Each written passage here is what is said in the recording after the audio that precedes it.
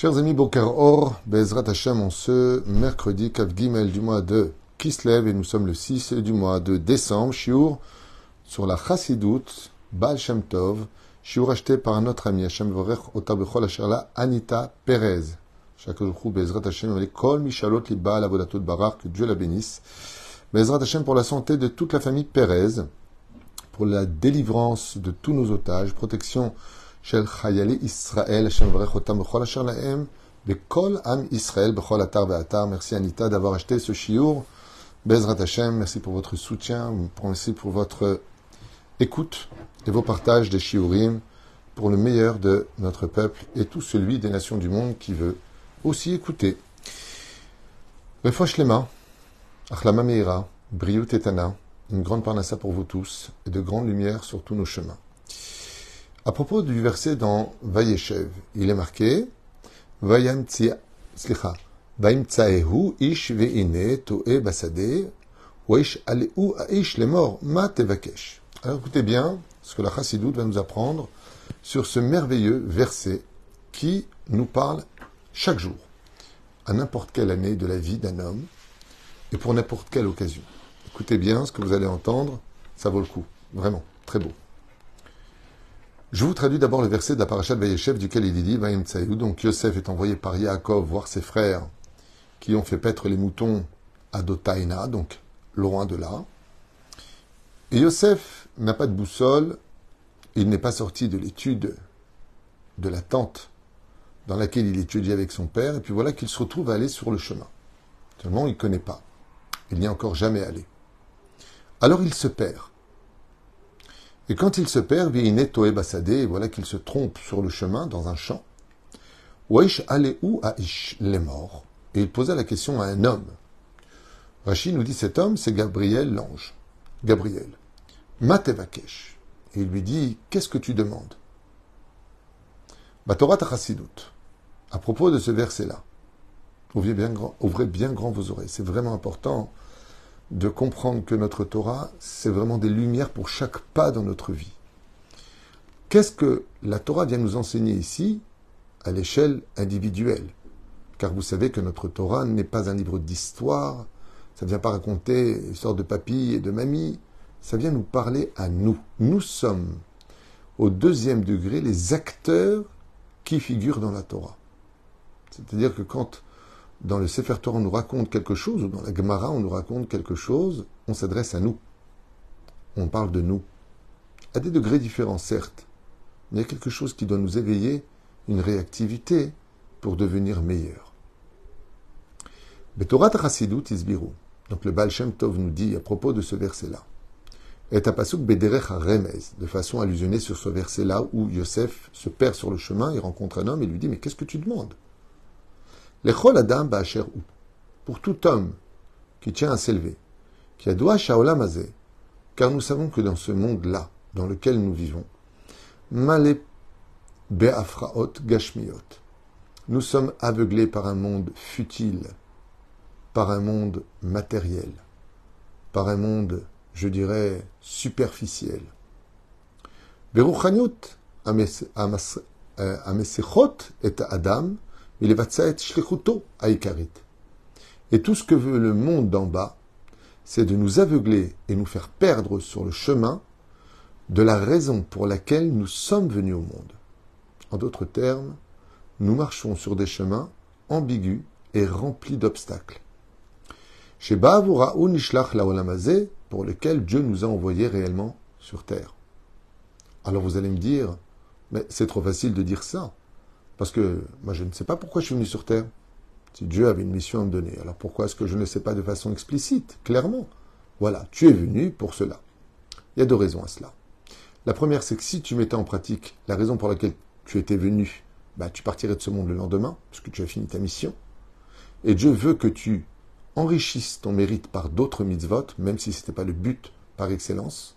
C'est comme quelqu'un qui arrive à la pompe à essence parce qu'il avait besoin d'eau pour son radiateur, mais il a dit en même temps, puisque j'y suis, je mettrai de l'essence pour rouler plus longtemps. Donc oui, nous avons besoin de plus de mérite. Mais la raison aussi numéro 2 pour laquelle nous ne connaissons pas les missions pour lesquelles nous sommes venus au monde, c'est tout simplement parce que la mission se trouve sur le chemin de la Torah et des mitzvot. C'est-à-dire que si je dévie des commandements de Dieu, je me trompe de chemin automatiquement pour accomplir la raison pour laquelle je suis venu au monde. Ce qui fait que je n'ai pas besoin de savoir pourquoi je suis venu au monde. Quelle est la mission que Dieu attend de moi? Si je reste fidèle au chemin de la Torah, j'arrive automatiquement à la mission pour laquelle je suis venu au monde. La reine Altistemina Derech ne sort pas du chemin de la Torah. Parce qu'on a tout à perdre à ne pas être pratiquant. Tout à perdre. Tout. Et la preuve en est. Quand une personne a vécu loin de la Torah, aussi juive soit-elle, même si elle a fait du bien, même si elle a vécu sa vie, qui se rappelle? Qui se souvient? Qui fera sa askara? Personne. Peut-être les enfants. Les petits-enfants, peut-être à 50%. Et ensuite, 100% plus personne. Mais quand la personne était sur le chemin de la Torah des mitzvot, alors on est fier. Parce que c'est une lumière qui ne peut plus s'éteindre. Alors les enfants sont fiers, les petits-enfants, les arrière-petits-enfants.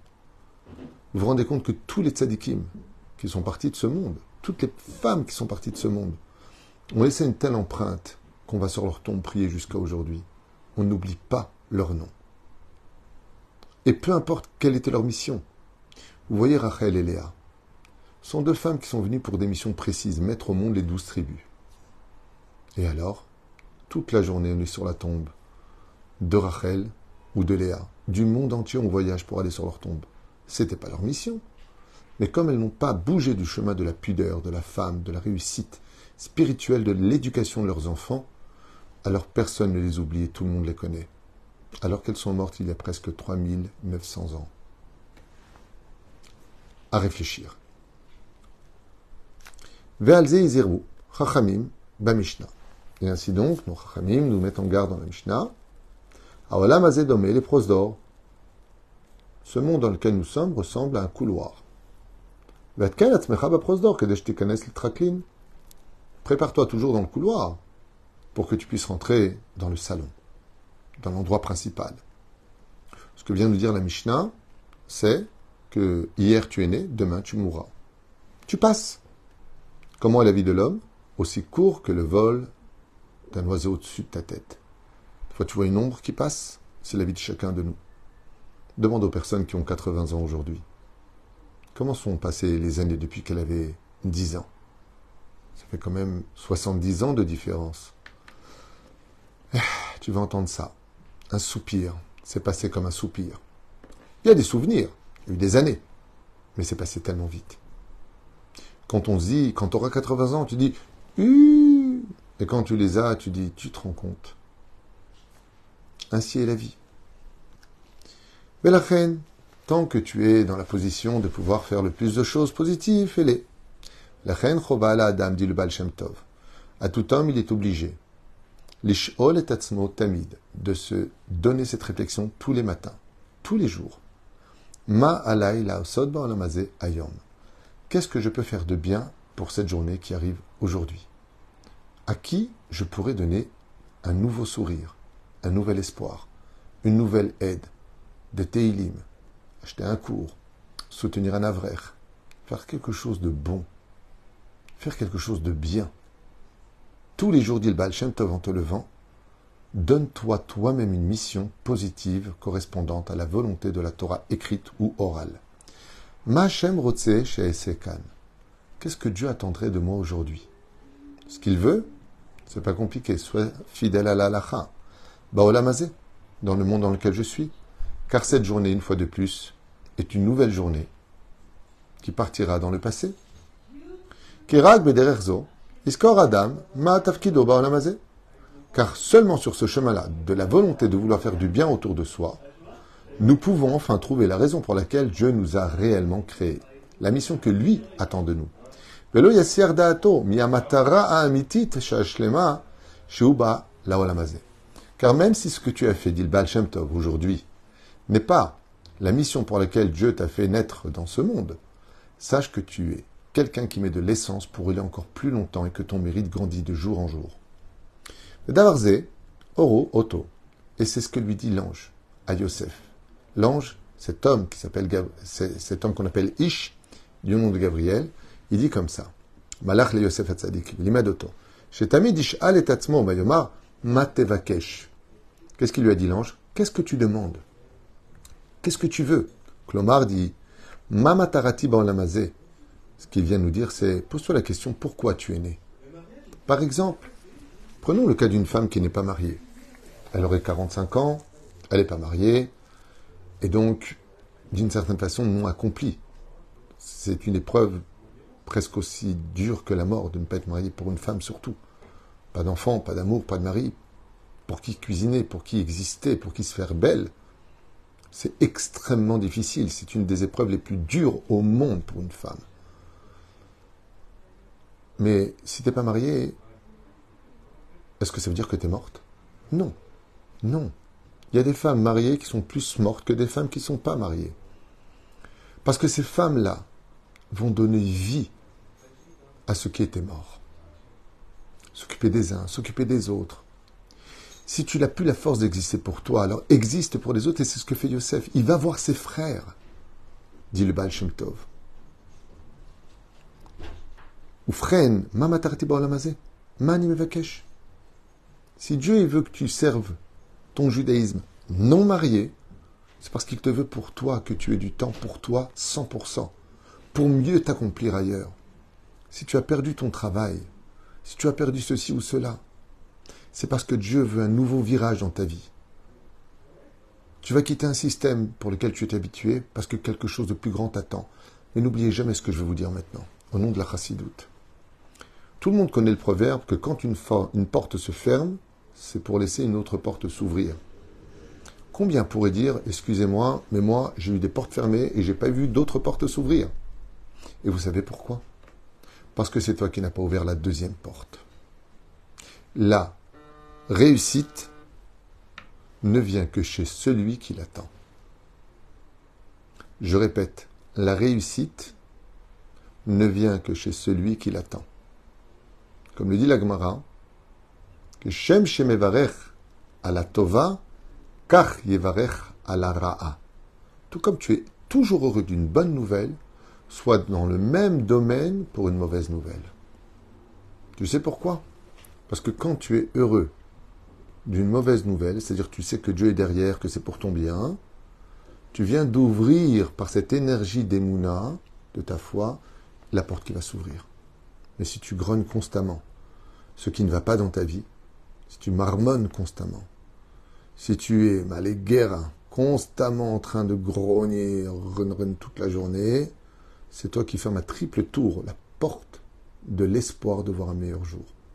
Sois positif, sois combattant, sois heureux, sois heureux. Moi, je connais des gens mariés qui tous les 2 jours vont à la dialyse, qui prennent 17 cachets par jour, qui voient pratiquement plus avec leurs yeux. Ils sont mariés, ils ont des enfants. Il y en a d'autres qui voient 100% avec leurs yeux, 6 sur 6, qui vont aux toilettes quand ils veulent, qui ne prennent aucun cachet par jour. Seulement, il leur manque quelque chose. Qui est le plus heureux des deux? Je ne sais pas. Ce que j'entends toujours, c'est que les gens, quand ils sont malades, ils disent « Ah, il n'y a pas mieux au monde que la santé. » Et quand ils ont la santé, j'aimerais bien plus d'oseille. Et quand ils n'ont pas d'enfants, ils en voudraient. Et quand ils en ont, ils aimeraient qu'ils se marient vite parce qu'ils sont insupportables. Et quand ils se marient vite, ils aimeraient bien les revoir. Seulement, ils habitent trop loin, ils n'ont plus le temps de venir. Et après, on n'a pas vu les petits-enfants. Et quand viennent les petits-enfants, il serait temps qu'ils partent, ils m'ont saoulé. Et on n'est jamais content. Parce qu'on ne vit jamais les moments présents. Et la reine Tevakesh, Mata Mevakesh, dit l'ange, qu'est-ce que tu demandes? C'est quoi que tu veux vraiment dans la vie? Ani Mani Mevakesh Mechapes Baolamazé. Il dit, je cherche mes frères. Et là, il y a un clin d'œil qui est fait pour chacun de nous. Que la meilleure façon d'exister, de trouver la raison pour laquelle on est venu au monde, c'est de vivre parmi son peuple. Exister pour ses frères. Les relever, les soutenir. Pas parler d'eux ou se mêler de leur vie, mais d'être présent pour eux. Comme je dis souvent d'ailleurs, avec cet objet auquel je me compare personnellement, c'est le chausse-pied. C'est quoi un chausse-pied? C'est cette cave qui permet de pouvoir mettre notre chaussure Un chausse-pied, personne n'en a rien à faire. On va jamais se battre pour un chausse-pied. C'est quelque chose qu'on laisse par terre. Si on le trouve par terre, on le laisse par terre. Si on le met en général dans un tiroir. Mais son rôle est extraordinaire. Il paraît anodin, complètement inutile, voire presque pas utile. Mais il évite à ton doigt d'avoir mal quand tu veux mettre tes chaussures. Alors tu prends un chausse-pied pour glisser ton pied à l'intérieur de la chaussure. Et ce petit geste, de quelques instants seulement, pour lequel tu glisses ton pied dans ta chaussure grâce à ce chausse-pied qui te maintient le réfort, pour ne pas qu'il se plie, va te permettre de marcher toute la journée. Et je trouve ça extraordinaire cet exemple du chausse-pied parce que ça paraît des fois pas tellement utile, quoi. On peut toujours s'arranger. Mais il rend tellement service quand tu n'arrives pas à mettre tes chaussures pour enfin aller vers ta destinée. Chaque fois que tu serviras de chausse-pied pour quelqu'un, que lui pourra marcher grâce à toi, de recroire en lendemain, de pouvoir faire ce qu'il avait à faire, tu lui as trouvé un travail, quelque chose dans lequel tu n'as été que le chausse-pied de sa vie, sache que tous les pas qu'il fera, ce sera grâce à toi. Et que même si pour toi tu seras dans un tiroir oublié des autres, dans le ciel, on n'oubliera pas que chaque pas qu'a fait cette personne-là, c'est grâce à toi, qui a été un chausse-pied pour lui. C'est souvent des choses les plus insignifiantes que sortent les plus grands pas de l'histoire. Madoua tzarich lishol zot tamid. Et pourquoi donc on devrait poser cette question tout le temps? Car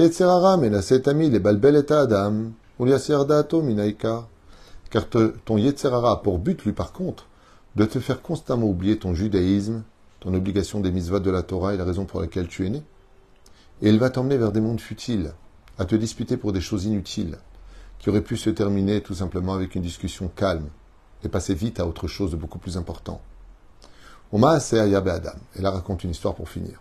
Shaya Magia Bechol Yom, un homme qui arrivait chaque jour, El Agvul Amafrid Ben Shte Medinot, et donc il y avait une guerre entre deux pays, et cet homme, qui était un homme d'affaires, voulait traverser la frontière et demanda l'autorisation de le faire, pour concrétiser ses affaires. Besofo Shaliom, en fin de compte, ou Choser Chazara El Beto. Et en fin de compte, il retourna à la maison. Oto Aish Igia Rechuv Alofanaim Mideyom. Et il avait l'habitude de se déplacer de temps en temps avec son vélo. Valaim Dale Male Chol, Bechol. Et il avait des seaux qui n'étaient pas remplis d'eau, mais de sable. Shomer Agvulot, cet homme-là qui voyait cet homme donc passer à la frontière avec des seaux remplis de sable sur son vélo, Hayam Abit Behashdanut Bedliam Peshfesbo. Il lui a dit, le gardien, donc le policier des frontières, lui a dit, je commence à douter, tu sais, de ce que tu racontes. J'aimerais bien voir tes seaux qui sont remplis de sable. Shema Ishmavriach Bo Davarma. Peut-être que tu transportes des armes ou des informations à l'intérieur. Achlevasof Lo haya bo davar milvad chol. Mais en fin de compte, il n'y avait que du sable. Vekach chazar hadavar midei yom beyomo. Velachar zman ma. Pana elav hashomer ve'amar. Ani maftiach shelo ese lecha davar. Ani batuach she'ata mavriach mitachat le'af sheli. Et ce même policier, quand il voit qu'il faisait constamment ses allers-retours avec des seaux remplis de sable sur son vélo, il lui a dit, je suis désolé, mais je suis encore obligé de t'arrêter. Je veux voir ce que tu trimbales. Il est obligé que tu caches quelque chose, parce que c'est ridicule pour un homme d'affaires, qui se dit être un homme d'affaires, de promener des seaux avec du sable à l'intérieur, de passer les frontières d'un endroit à l'autre. Ana et Morli, Mata Mavriar. Fais-moi une économie de temps, il lui a dit, le policier. Dis-moi ce que tu fais passer, que tu caches que je n'ai pas trouvé. Chayecha Aish, Ve'amar, Ata, Mitmaked, Bedli Achol. Il lui a dit, tu commets une erreur, tu te concentres sur des seaux remplis de sable. Achlo hu ikar bezrato ani rak maseach et daato ma'adavar amiti shoto ani mavriach veu afanaim. Éphémérode. Extraordinaire. Alors je vous dis ce qui a marqué, c'est vraiment superbe. Comme je ne m'attendais pas à ça parce que je ne prépare pas les cours, donc je découvre avec vous. On revient un tout petit peu en arrière pour ceux qui veulent comprendre. Cet homme se retrouve sur une frontière à passer d'un pays à l'autre. Et il a l'habitude d'y aller en vélo. Et qu'est-ce qu'il fait? Quand il passe, il va avec des seaux vides, et quand il revient, il vient avec des seaux remplis de sable. Le gardien le voit, il dit, c'est pas possible. Il vérifie, il vide les seaux, il voit qu'il n'y a que du sable. Alors il s'en étonne. Seulement, au bout de plusieurs jours, où il le voit passer avec du sable. Je dis, mais attends, il va pas traverser un pays pour aller dans un autre pays pour amener du sable. C'est complètement ridicule. Alors il lui dit, regarde, je te propose un deal. Regardez tes seaux, je les ai déjà regardés, il n'y a rien dedans, il n'y a que du sable. Mais c'est pas possible que tu perdes ton temps toute la journée à aller chercher du sable alors qu'il y en a de ce côté-là. Pourquoi tu fais passer du sable? Et il lui a dit, tu vois, c'est là qu'est tout le problème de chaque humain dans ce monde. Tu sais pourquoi je prends des soies avec du sable? Il lui a dit, je t'en supplie, dis-moi ce que tu fais passer. Il lui dit, pour que tu te poses la question sur des choses qui sont inutiles et qui existent partout. Ce que je fais passer, c'est le vélo que tu vois jamais.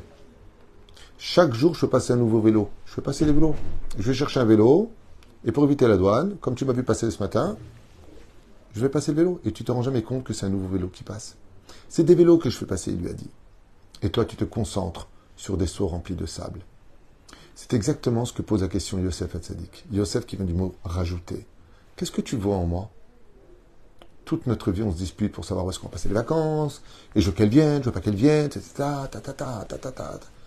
n'y a pas quelque chose de plus important à faire dans ta vie que de perdre ton temps avec des choses extérieures qui pourraient se régler avec une courte discussion constructive et passer à quelque chose de beaucoup plus élevé, important, spirituel. Parce que de toutes les disputes que nous avons, il ne restera que des excuses à fournir. Mais de toutes les choses constructives et spirituelles, elles seront éternelles pour un souvenir inoubliable. Shalom vereut. Kol tov et litraot.